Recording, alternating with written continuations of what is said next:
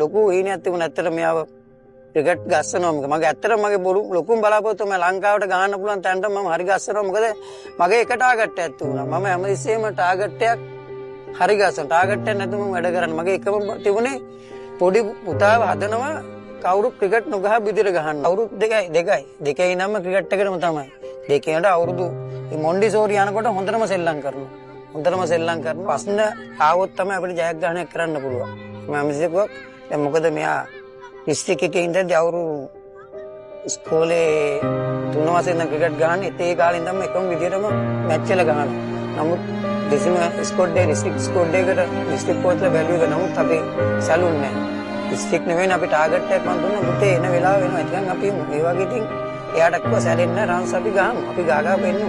ගහමු අපිට එන වෙලාවක් එනවා. මොන දේ කරත් වාසනාවක් නැතු බෑ. ඇත්තටම කිව්වොත් එහෙම ඔච්චර දක්ෂ වුණත් අඳින්න නමුත් තිබුණේ නැහැ. මාරම දුෂ්කරයි. කන්න සමහර විට කන්න එක වෙලක් නැතුවත් ඉඳලා තියෙනවා. නමුත් එයා බඩගිනි තියන්නේ නැහැ. මොනවා හරි කරලා එයාට කන්න දීලා තමාට එක සපත්තු දෙක අවුරුද්දෙම ගහලා තියෙන එකම කිට් එක. මොකද හැමතිස්සෙම ඇවිල්ලා මම මේක හොදනවා. හොදලා වේලෙන් දානවා. හැමතිස්සෙම ගෙදර වයිප් එක ඇවිල්ලා යාට වැඩ කරනවා. මම යාට වයිප්ට හොදන්න බෑ. චෙච්චෙටම කුණුනේ. ඒක හැමතිස්සෙම හොදලා කරලා ගෙදර පෑන් එකක් සාමාට ඉන්න තැන තුන ඒ පෑන් එකේ තමයි එළින ගඳා. ඒක තමයි උදේ රන්දල යවන්නේ. එහෙම තමයි ජීවිතේ සෑහෙන කටුක එයා දන්නවා. ඒකේ සාදු ගානේදී සාමාන්‍ය පොඩි තලක හිටියේ. එකම ඇඳේ අපි තුන් දෙනාම බුද්ධිය ගත්තේ. ලයිට් එකක්වත් නැහැ.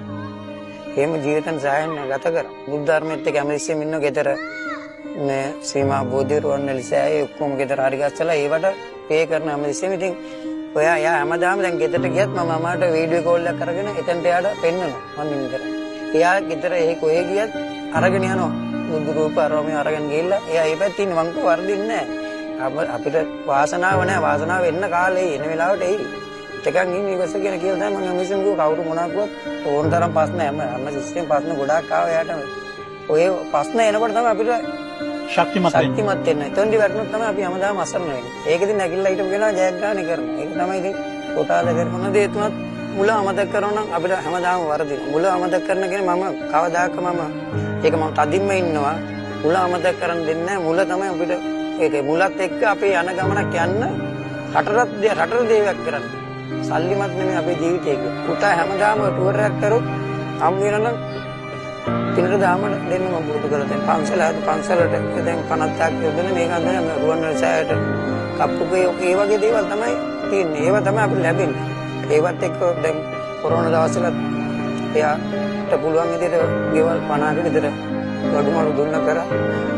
එයා මෙතනට ගියොත් මේ අපේ ගමේ පන්සල ලොකු හරිගස්සලා ඒකේ මේ දුප්පත් මේ පන්සලක් ඒක ලොකු දිනු කරලා මේවත් ගොඩක් වැඩ කොටසක් තියෙන ඒ ටික කරන්න මම ඒව තමයි පුතත් එක්ක ගෙවල් දෙන්නේ. මේ දුක නේද මේ පැතුම්ම මේ තත්ත්වයට උසවලා තිබුණේ. අනිවාර්යයෙන් දුක හොඳටම එයා දන්න දුක කියන හොඳටම දැනලා තියෙනවා. ඒ දුකේ ඒකෙන් තමයි එයා මේ ගමන යන්නේ. ඇත්තටම නිකම්ම නෙවෙයි ඒ දුකට ගන්න පුළුවන් එයාට මෙතනින් විතරනේ එයාට ගොඩ යන්න පුළුවන්. ඒක තමයි මෙයාගේ උපරිම ධෛර්යය හැම වෙලාවෙම මෙයාගේ එක පන්දුවක්වත් මිස් කරගන්න බැට් එකෙන් මිස් කරගන්න මෙයා කැමැත්තක් දක්වන්නේ නැත්තේ. එයා දන්නවා මේකෙන් මිස් වුණොත් මටයි වරදින්නේ කියලා. ඒක මොකද එයාට හැමදාම කියන්නේ බැනුමක් අහගන්න තියාගන්න එපා. අපි මේ ඉන්න ටිකේ හරි දෙයක් කරලා හරි විදියට ජීවත් වෙමු කියලා. කාටවත් බරක් නොවි කායිමත් අපහාස විඳින්න නැතුව අපිට මොන දෙයක්වත් අපි කාටවත් වැරදි නොකර ඉන්න විදිය තමයි මම එයාට කියලා තියෙන්නේ.